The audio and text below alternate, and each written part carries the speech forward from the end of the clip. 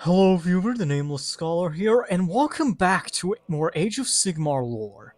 In this video, I will be talking about the Disciples of Tzeentch. Before I begin, if you want more Age of Sigmar lore videos, check out my channel and other videos. I would be grateful if you liked, commented, and subscribed, as well as shared this video. My purpose is to prove that Age of Sigmar is more than just the game that killed Warhammer Fantasy. The Disciples of Tzeentch are master manipulators of the battlefield. Wherever they fight, the sky becomes a cerulean blue and bright pink, patches of grass turns into nests of hissing serpents, and the land is transformed into a non-Euclidean mess with a high chance of no clipping into the back rooms. Well, in this case, it would be the realm of Tzeentch. The worshippers of Tzeentch come in many forms, from scholars to ordinary people who decided they want to be intellectuals, to wizards that stumbled across wrong tomes of lore, or was given an eldritch revelation. Although they are capable fighters, their true power comes from the chaotic magic that they cast against their enemies. When they cast their offensive spells, they attack the soul itself, and when they wage war, they use illusions to empower themselves and tear open holes in reality. Wherever Tzeentch does anything, the damage is permanent on the metaphysical. As for Tzeentch himself, Tzeentch is the god of change, fate, luck, and magic. Change can be anything, from the flow of river to revolution. Unlike the others whom despise the little rascal, Tzeentch is an ally of the newcomer of the Chaos Pantheon, the Great Horned Rat. He likes manipulation, guile, and schemes. His are on a cosmic level, and can take decades or even centuries to unfoil. Even if they are to fail, he does them anyways.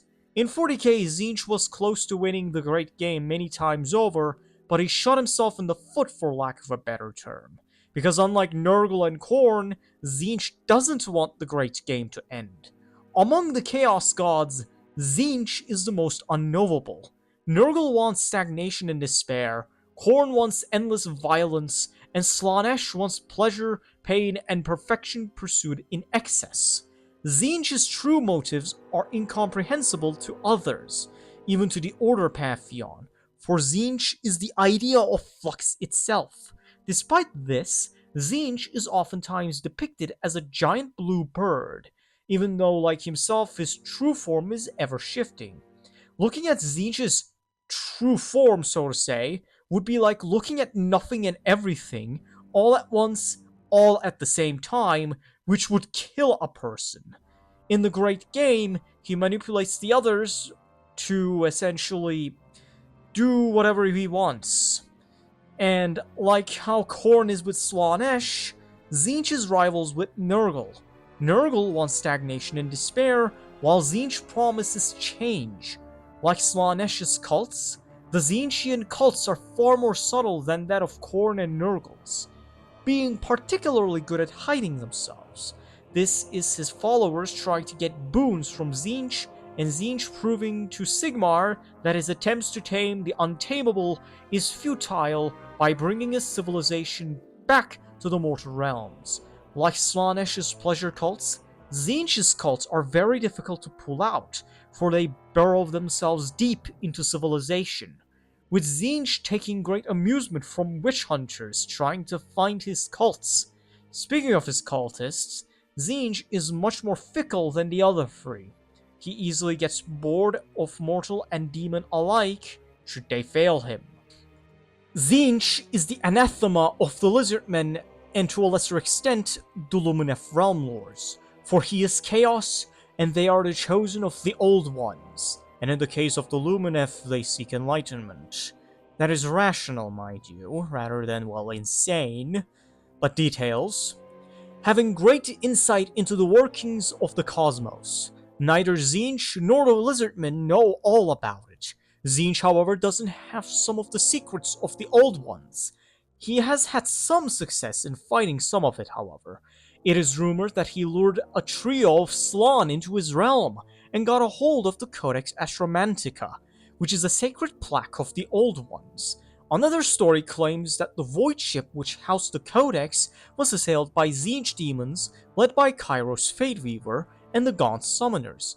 The Change God has quickly put to use what he has learned and has moved to secure sites of arcane power, sometimes by force, oftentimes through more insidious means: infiltration, subterfuge, espionage, and such. The result is that his followers pour corrupting energies into the ley lines, and then reality begins to unravel. Sometimes they reach such a site before a Dawnbringer crusade, sabotage it, and watch in amusement as the Sigmarites struggle with reality around them, spooling at the seams, such as aqualif waterways being clogged by eyeballs, livestock giving birth to lumps of flesh. Some of the populace might turn into chaos spawns or even Zangors.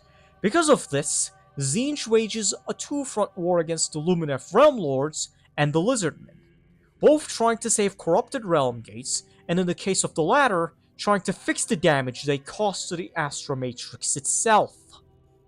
Tzeentch has claimed Chamon, the realm of metal, for his own.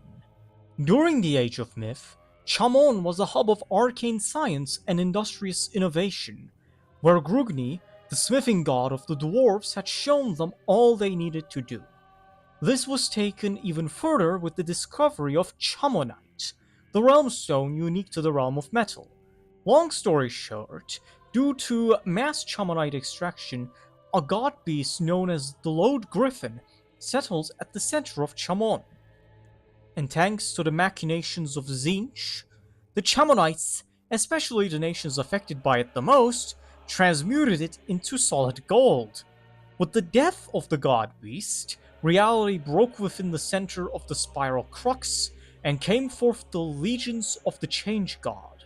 During the Age of Chaos, Tzeentch reshaped Chamon in his image. The center of the spiral vaguely resembles the Change God. When looked from above, the other lands used to be ordered and symmetrical. Now they are jagged and splintered. The more you move towards the center, the more likely you will encounter bird-looking humanoids, eldritch abominations, reality stops working, and the higher your chances of going insane. Tzeentch is always one step behind from his ultimate victory at Chamon. Due to the coming of Sigmar's Tempest, and the Karadron overlords constantly fighting Tzeentch's servants, and the goblins over at the west are trying to make their fungus paradise a reality, so Chamon is one giant mess. There are two types of armies within the Disciples of Tzeentch: the Scintillating Hosts and the Arcanite Cabals. The Scintillating Hosts are the Demon Legions of Tzeentch, which are chaos given form. Their forms are varied, grotesque, and oftentimes straight out of one of H.P. Lovecraft's stories. Given their nature, even the most basic of grunts are able to hurl magic. When they attack, reality gets distorted. Those of weak will are driven to insanity. The 9 of the favored hosts get resurrected faster. They do not have strict formations like those of Khorne.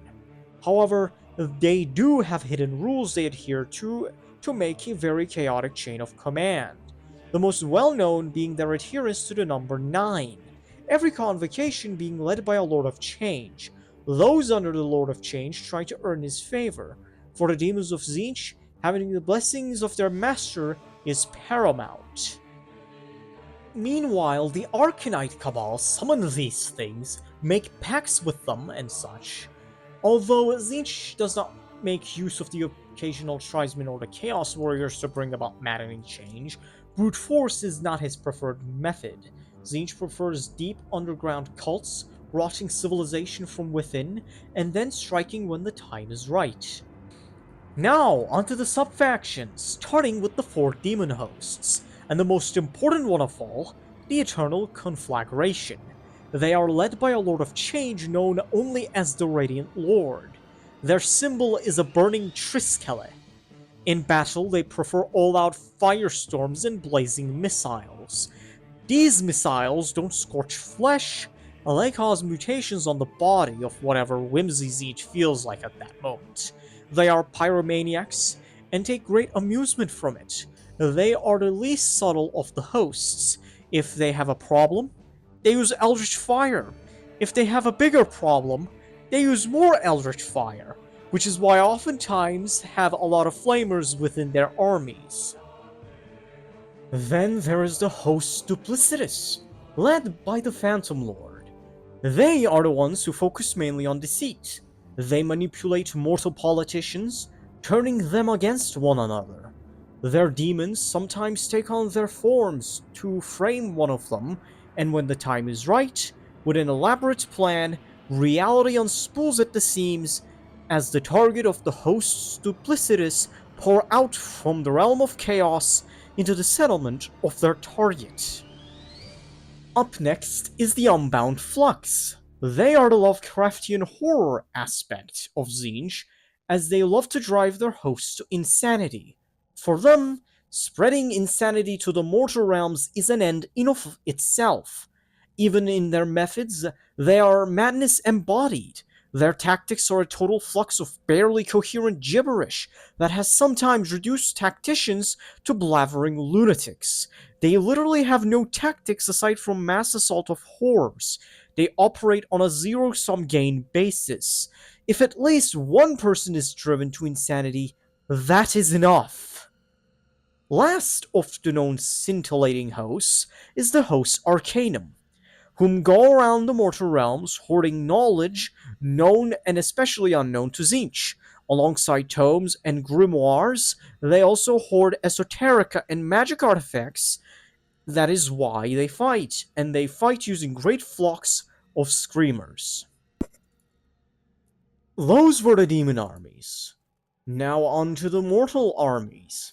The largest and most famous is the cult of the Transient Form, which has the aim of becoming a Zangor as the highest result and eventually apotheosis to demonhood. Then there is the Pyrophane cult. Like the Eternal Conflagration, they are pyromaniacs and oftentimes fight alongside one another. They are one of the cults that are anything but subtle, and even their Kyric acolytes prove this. Those truly favored by him wear sheets of fire that protects them from arrows, bullets, and crossbow bolts. Up next is the Guild of Summoners, who are demonologists that specialize with boons gained from pacts made with Tzeentch demons. They are subtle and to remain anonymous. They refer to themselves only by their guild name to prevent anyone from the Order of Azir from following them. However, the most subversive one of all is the Cult of a Thousand Eyes. They are the most deeply ingrained in Sigmarite society, specialize in mind control, have webs of intrigue that spans entire continents, and when you drink the Kool-Aid, you become a chaos spawn or somehow reality collapses in of itself and allows demons to pour out. They infiltrate the Dawnbringer Crusades to sabotage them from within. For them, intelligence is lifeblood, and when the time is right, they strike. Well, enough about the sub-factions, so we can now talk about the units. Starting with the greater demons, Lords of Change. These towering avian abominations have other Lords of Change and lesser demon lieutenants under him. They can breathe word flame or open portals to the realm of chaos that sucks everything in, and anyone who enters into an arcane duel with them either have a death wish or arrogance beyond belief. Not only can they deflect spells hurled at them like they were nothing, but their foe will be transformed into what is essentially a glorified Shoggoth. They prefer scorched earth and to inflict madness. They are the embodiment of callous intellect. They cannot be outsmarted, but this is also their greatest weakness, for their manipulativeness is pathological and leads them to undo themselves. Tzeentch punishes these acts severely, but rewards moments of inspiration as well. Now, what about these lieutenants I mentioned? They are generally referred to as Heralds of Tzeentch. These heralds are Fluxmasters, Fate Skimmers, and Changecasters. It is implied that there is a hierarchy, the Changecasters being the lowest, and the Fate Skimmers being the highest, because the Fluxmasters and the Fate Skimmers have mounts, while the Changecasters do not. Changecasters are the most common of these lieutenants. They have no mounts as mentioned, and they fight side by side with the other horrors. Because it is so hard to manage an army as anarchic as Tzeentch's demons, they have a sour attitude and vent out their frustration by hurling word fire at their enemies. The Fluxmasters, on the other hand, although they look like larger horrors, they have more autonomy and stronger in magic. If it is granted a Disc of Tzeentch, it means that they are held in high esteem by the Change God, and when they are not leading lesser demons, they act the role of messengers. And the Fate Skimmers ride burning chariots. They fly across the sky with their Disc of Tzeentch, as their chariots are pulled by screamers. When they are not barking orders from above, they charge into battle and bash into their enemies. And the Fate Skimmers ride burning chariots. They fly across the sky with their Disc of Tzeentch as their chariots are pulled by screamers. When they are not barking orders from above, they charge into battle and bash into their enemies. Now, onto the troops and the cavalry. Horrors are little buggers which are straight out of H.P. Lovecraft's nightmares. They are chaos embodied. Their flames don't burn the body, but rather the soul. There are three types of horrors. There is the default ping horror. These cheerful, cackling fiends are also not to be underestimated in melee, as they can easily choke a man to death. When a pink horror dies, two blue horrors emerge out of it. Unlike the pink counterparts, these creatures are bitter and shoot azure bolts of fire instead of pink. If a blue horror is to perish, brimstone horrors emerge from it and burn its body, then the nearby victim, and then themselves eventually burn out. Then there are the screamers, which are like stingrays in appearance, but they fly through the sky and act like vultures in battle.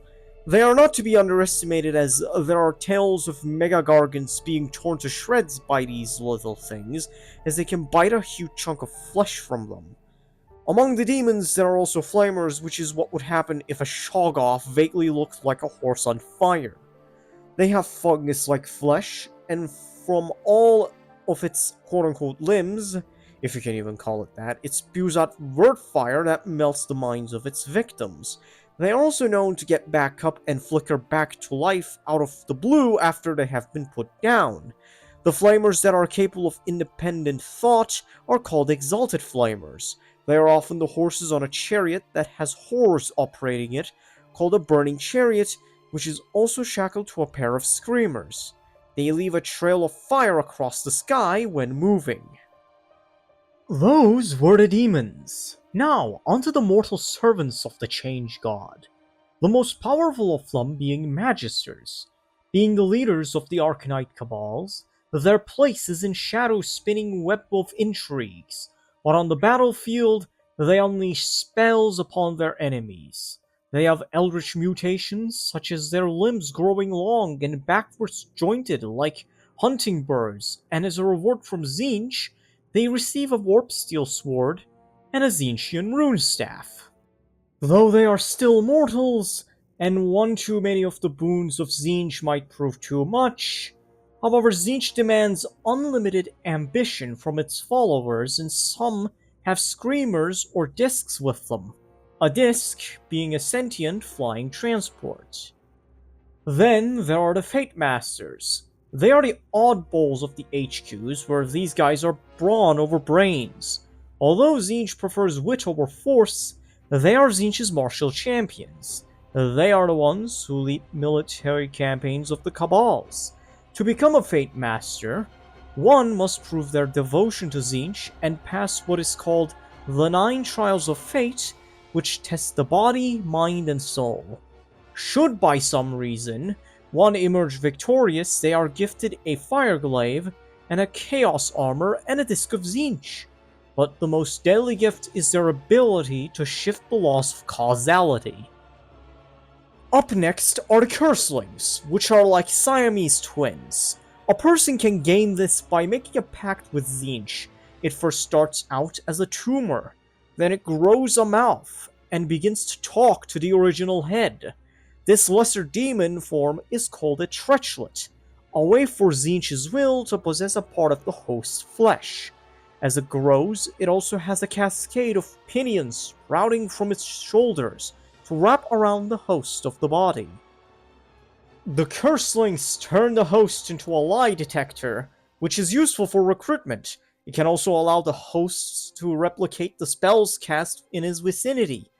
The Tzeentch also cackles maniacally when it kills a rival wizard with their own spell. Finally, there are the Ogroid Thaumaturges. Once fighting alongside the Force of Destruction, they were betrayed and the Ogroids turned to chaos. These Minotaur-like creatures are twice the size of a human and carry with them an air of sophistication due to the sigils on their flesh. However, when they are wounded, the pretenses drop and they become savages. As they rage, multicolored flames erupt from their body, and they discard their magical repertoire in favor of brutal melee. Then there are the human foot soldiers, which are the Kyric Acolytes. These are usually ordinary humans disguising themselves as buff warriors via illusions. Most of them are not like that. They tend to be scholars, intellectuals, politicians, oftentimes people whom have nothing to do with martial strength. However, Kyric Acolytes universally eschew armor like most Tzeentchians, and they have strength on par with their illusory bodies as a boon from Tzeentch, whom they have pledged their souls to. They take up the name of Kyric Acolytes after Kairos Fate Weaver, who is the closest being bar from Tzeentch himself from omniscience. They rust societies from within, and then when the time comes, they take off their robes and reveal their curved ritual blades and shields, with tattoos that writhe on their bodies and a helmet that hides their facial features. Although they can fight in melee, they prefer to engage in range. Up next are the Zangors, which is what most Kyric Acolytes aspire to be. To become a Zangor, a human supplicant's skin is anointed with oils and etched with profane sigils. The supplicant then consumes a mixture of Zangor blood and powdered crystals which puts them in an exultant trance. Then they are sent to die against the enemies of the Change God. The moment they die, their bodies melt like candles, and from it, they are reborn as Zangors. They are blue-feathered avian creatures that have the strength of an orc and the intelligence of a high IQ human. For this, they believe themselves to be blessed by Tzeentch. Even if the true path is apotheosis, they hoard magic items like dragons and are drawn to omens. Even their beaks are deadly. Most Zangors are shock troops. Some are more specialized, for example the Zangor Enlightened, whom can see the echoes of the past. They carry spears made of change metal and ride discs of Tzeentch. In battle, they spew out the darkest secrets of their foes. An enemy that tries to hide from them can find themselves betrayed by someone from within at the last moment. They attack weak spots such as old wounds to open them again. There are also Zangor Skyfires. They also ride upon discs of Tzeentch. But unlike the Enlightened, they rain down arrows upon their enemies. They also have an unnatural ability to call their shots, as the arrow can hit the vulnerable side of the armor. Finally, there are the Zangor Shamans, whom are the most powerful of the Zangors. Of course! They are gifted with precognition and even higher intelligence. They, like the rest, are gifted the Disc of Tzeentch. Among Zangors, they are held in high regard, for they are often born in times of dark omens. They also have the ability to transmute other beings into Zangors, and they also have the gift of prophecy. They can essentially astral project into the realm of chaos, and after returning from their catatonic states, they leave seeking new purpose. They might join a new cabal. Others might go on a pilgrimage. In battle, they have the brute strength of an Ironjaw orc and the magical prowess of a highly talented elf mage. Well, anyways, guys, this is going to be it for this video. I knew it took way too long for me to publish this video. I am the Nameless Scholar, And I will try to actually release videos once every 2 weeks. It's just been rather difficult.